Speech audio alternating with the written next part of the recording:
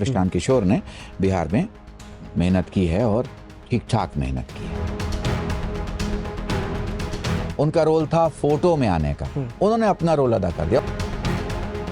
जब उनसे कहा गया कि आप इलेक्शन लड़िए तो पीछे हट गए। यानी या तो वो लड़ ले या लड़ा ले, गफलत में सोई है ये कौम। आप ये कहना चाह रहे हैं कि मुसलमानों को वोट डालने का सलीका ही नहीं कि जिस जमीन पर तुम चल रहे हो उस चलने का पहला उसूल यह है कि अकड़ के मत चलो। खुदा को पसंद नहीं है कि तुम जमीन पे अकड़ के चलो।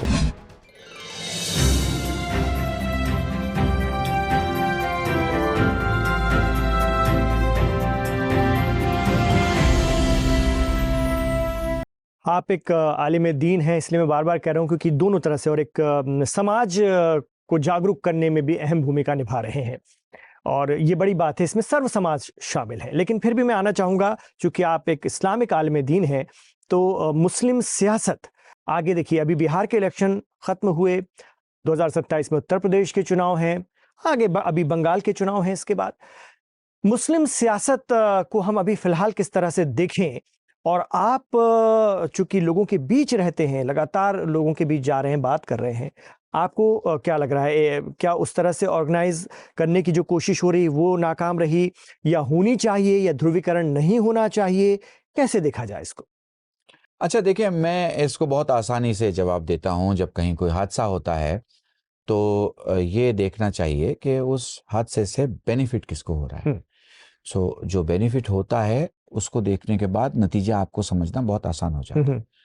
जाहिर सी बात है, मुसलमान जो हैं वो अच्छी खासी तादाद में बिहार में हैं, तो अच्छी खासी तादाद में मुसलमानों के मेंबर्स आने चाहिए। अगर कोई पार्टी 5 सीट पे सिमट गई है और किसी पार्टी का 6 सीट आ गया है, और कोई पार्टी बिल्कुल ख़त्म के दहाने पर खड़ी हो गई हो और कोई पार्टी आ गई है जी, ये सवाल नहीं है, ये अपने आप में जवाब है। इस जवाब में आपको ढूंढना है कि आप कहाँ हैं। अब मैं बहुत आसानी से ये कह सकता हूँ, बिहार के लिए तो स्पेशली कह सकता हूँ कि बिहार में जो मुसलमान है जी,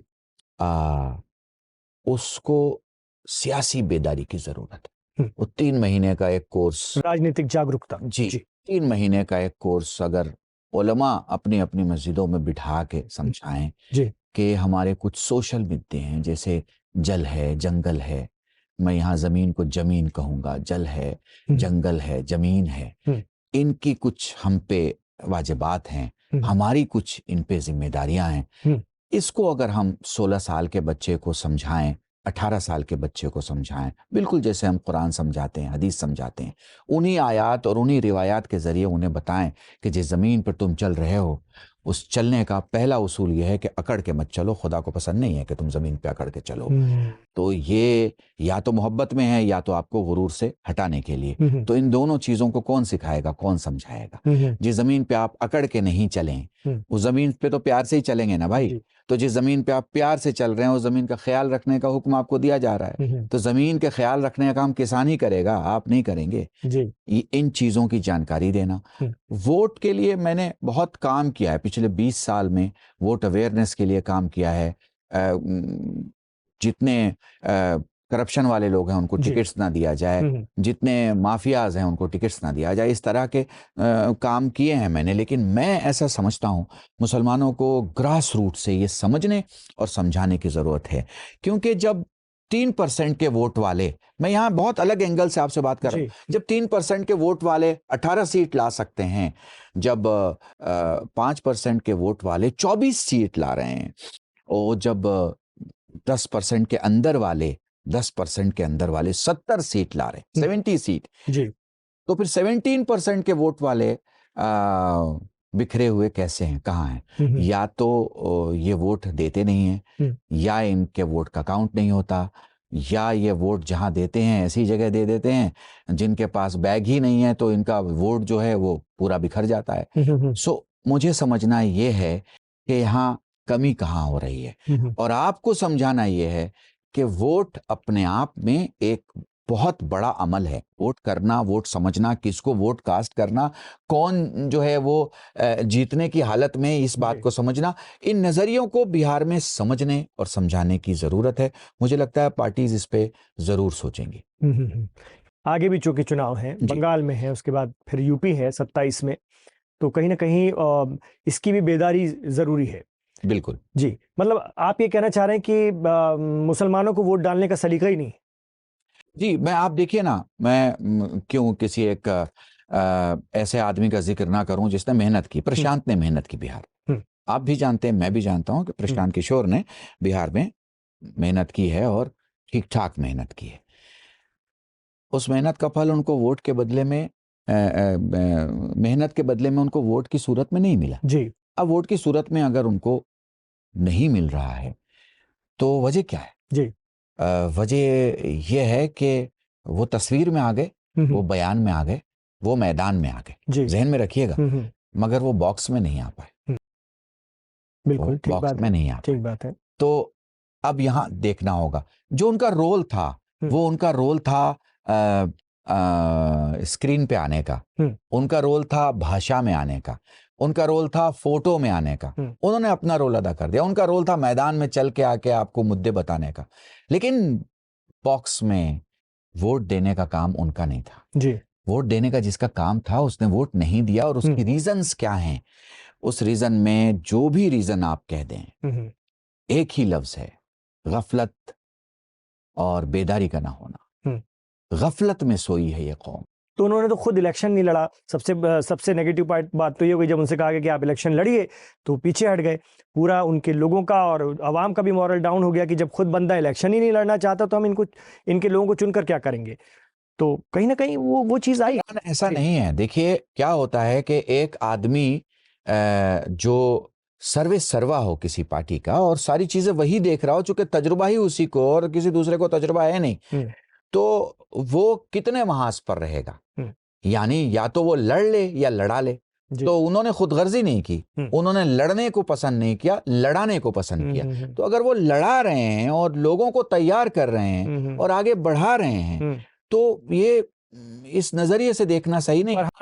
ये बात उनके खिलाफ चली गई, लेकिन ये बात उनको आकलन करना चाहिए। ये उनके खिलाफ गई, ये वो आकलन करें। तो मैं बताता हूं कि ये दलील है कि हमारा समाज सोया हुआ है, बेदार समाज नहीं है। हमारा समाज अगर बेदार होता तो वो ये सोचता कि भाई एक आदमी आया है, चलो हम इसे 5-10 सीट तो दे ही दें, कम से कम ये लगे इसको कि भाई हमारी कौम ने इसका साथ दिया। अब वही आप आगे देख लीजिए, हमारे सामने स्वर्गीय रामविलास पासवान जी के बेटे चिराग पासवान जी हैं। उन्होंने अपनी पार्टी को और पार्टी के लोगों को लड़ाया और बहुत ही ताकत और शिद्दत के साथ वो आए। आप ये ना देखिए कि वो कितनी सीटों पे आए, ये देखिए कि वो कितनी सीटों पे नंबर 2 और नंबर 3 में रहे हैं। वोटिंग परसेंटेज देखिए और ये देखिए कि उनसे दूसरों को कितना फायदा हुआ है। वो कौन से इलाके हैं जहां पर चिराग पासवान एक बहुत बड़े फैक्टर रहे हैं। तो आप ये महसूस करेंगे कि उन्होंने बिहार में बिहारियत को जिंदा रखने और जिंदा करने की एक बहुत बड़ी जंग लड़ी है, जिसका नतीजा उनके सामने है। तो इसी तरह हर स्टेट में कोई ना कोई खड़ा हो, एक दलित खड़ा हो, एक ब्राह्मण खड़ा हो, एक मुसलमान खड़ा हो। अगर ये सिचुएशन रही तो मुझे लगता है समाज मजबूत होगा। और समाज उसी वक्त मजबूत होगा जब हम हिंदू इलाके से मुसलमान को चुने और मुस्लिम इलाके से हिंदू को चुने। क्योंकि देखिए नफरत फैला के नतीजा एक ही है, रोटी इतनी महंगी हो जाएगी कि आपकी कमाई दिखाई नहीं देगी। आप चूंकि जाते हैं, ठीक है, आपने कहा कि भाई वोट को लेकर बेदारी नहीं है खासतौर से मुस्लिम समाज में, लेकिन एक आलिम दीन के तौर पर, एक सोशल वर्कर के तौर पर वो आपको अपनी समस्याएं भी तो बताते होंगे। तो आपको बड़ी प्रॉब्लम क्या समझ में आती है इस समाज में? हमारे समाज में देखिए, जब आदमी बेदार नहीं है, सोया हुआ है, तो उसको समझने के लिए पहले उसे उठाना पड़ेगा। वो उठ जाएगा तो पहले अपनी हालत देखेगा।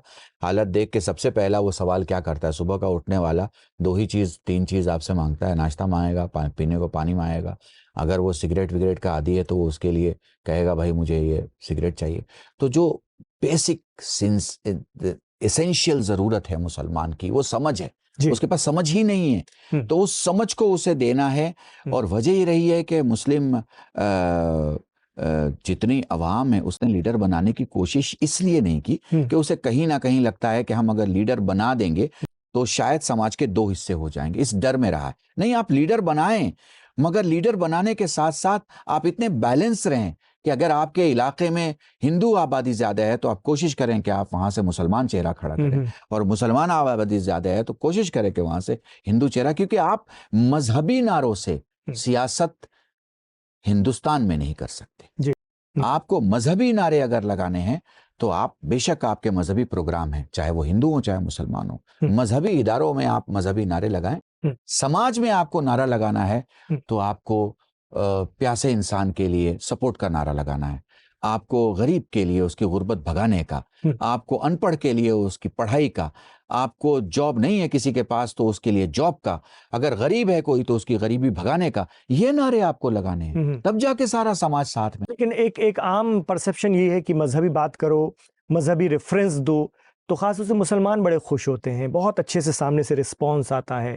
आप मूसा की बात करें, आप फिरौन की बात करें, आप हुसैन की बात करें, आप इमाम हुसैन की बात करें, आप यजीद की बात करें, तो रेफरेंस अगर इस तरह के दें तो बहुत अच्छा रिस्पॉन्स आता है। तो मैंने देखा है कि कई सियासी लीडरान जो है इस तरह अपनी सभाओं में करते हैं, खासतौर से मुस्लिम आबादी के बीच, और वही जोश वही वलवला दिखता है।